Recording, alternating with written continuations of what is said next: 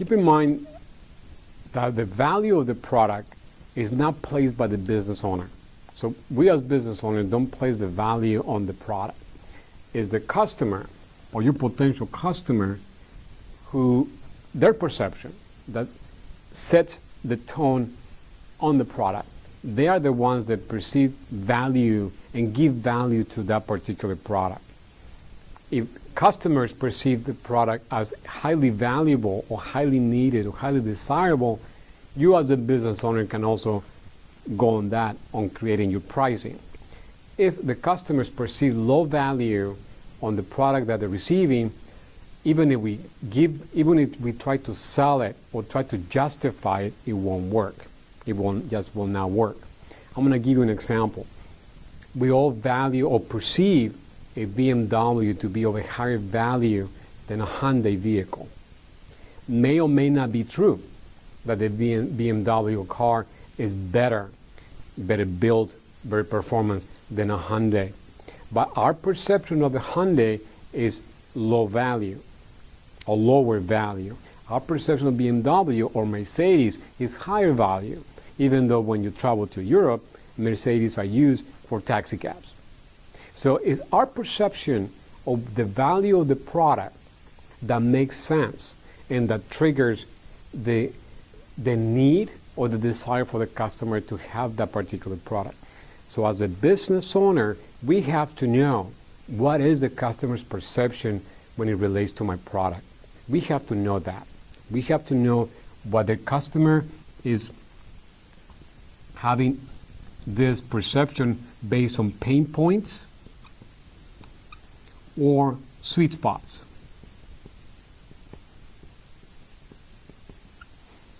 We got to know which part the customer perceives the product to be.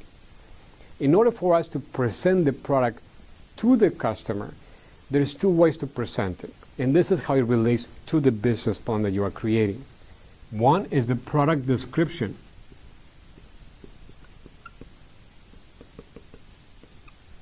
And the other one is the product benefit. Now the description and the benefits in your business plan should be kind of combined. But just to give you an example, when we're describing, let's say we're going to describe a vehicle. I'm going to describe you a vehicle. So I'm going to say, I want to sell it to you. So I'm going to say that I have a Nissan 2013, and it has radial wheels and a 1.2 power engine, and it runs 40 miles to a gallon. Its suspension is 8 plus Hoshima, which has a 1.9 rating on the on the shocks control system. So that's the description of the vehicle. If you know cars, then you know the way I describe it, if it was true, that's an excellent car. But to the customer, to the common customer, that means absolutely nothing. Absolutely nothing. Description doesn't sell. Description doesn't sell. Benefits do. So how do we describe the same vehicle in a way that the customer will see the benefit? So talking about the same vehicle, and we're going to say that this Nissan 2003 brand new, it smells leather. It smells like leather inside, brand new leather. Also has a very smooth ride, powerful. You step on the gas and you're on the go. It's at 0 to 60 in like nanoseconds. And when you're riding on this vehicle, you only hear the sound of the music inside the vehicle. You hear nothing else, no engine sounds, no environment, just you can enjoy the benefit of the ride. So if you were to sell that, same vehicle, but different way of presenting it, benefits sell. Why do they sell? As we stated originally, every description, every time we talk about something, we have to follow the cycle rule. And the cycle rule is that my words, whatever I tell you, will create an image. That image must create emotion. That emotion must create action. That's the flow. So when we're talking with a customer, whatever we say must be honest, must create a picture so people can relate, must create an emotion so people can feel it, and then after creates the action. This, on a repeated basis, creates what is known as customer loyalty.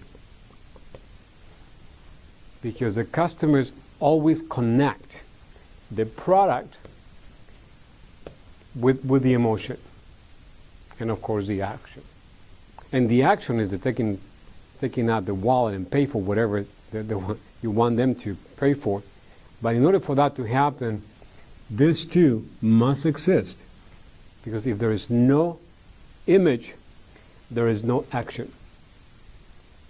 The image and the emotion create the bridge from the word, the description, to the action of the product, to be able to actually sell it.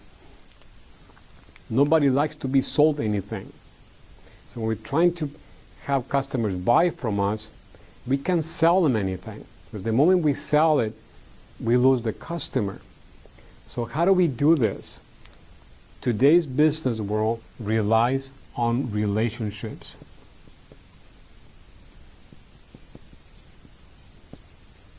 Customer to business relationships. And those relationships is what makes all this work. So we don't want customers to buy. We don't want to become a salesperson. We don't want to do that. We want to develop relationships through networking and actually customer service so the customers want to buy from us. I don't sell anything in my business or any business. Customers want to buy from me. That should be the mentality. Not me selling to you, but you wanting to buy from me. And that's customer relations. So for us to place the product, we must understand the customer. So in the product description, we want to make sure that this business description, the product description, is including benefits in it. So that has to be clear. How do we make sure that it's clear? We want to make sure that we have feedback.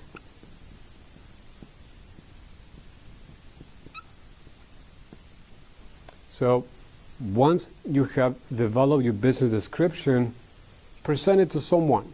See if they get it. Don't tell them anything. Don't tell them what it is. See if they get it. Because if they don't get it, the rest of the customers will not either. So make sure you always get feedback at every step of your business plan. And we'll help you do that.